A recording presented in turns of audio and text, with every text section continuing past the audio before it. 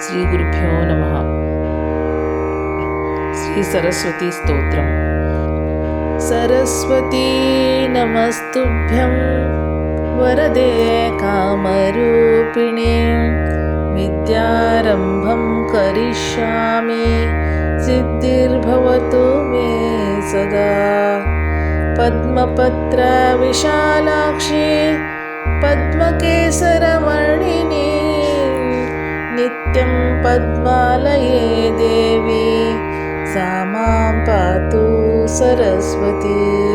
सरस्वतीं सत्यवासां सुधांशु समविग्रहां स्फटिकाक्षस्रजं पद्मं पुस्तकं च शुकं करे. चतुर्भिर्दधतीं देवीं चन्द्रबिम्बसमाननां वल्लभामखिलार्थानां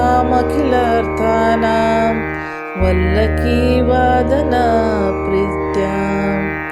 भारतीं भावये देवीं भाषणामधिदेवतां भावितां हृदये सद्भिः भामिनीं परमेष्टिना. चतुर्भुजां चन्द्रवर्णां चतुराननवल्लभाम् आराधयामि वाणीं ताम् आश्रितार्थप्रदायिनीं. कुन्दप्रसूनरदनां मन्दस्मितशुभाननां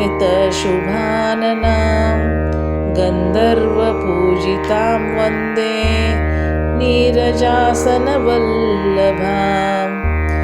या कुन्देन्दु तुषारहारधवला या शुभ्रवस्त्रावृता या वीणा वरदण्डमण्डितकरा या श्वेतपद्मासना. या ब्रह्माच्युत शङ्करप्रभृतिभिर्देवैः सदा पूजिता सा मां पातु सरस्वती. भगवतीं निःशेषजाड्यापहां. बुद्धिं देहि यशो देहि कवित्वं देहि देहि मे. दृढत्वं च हरेर्देवी त्राहि मां शरणागतां.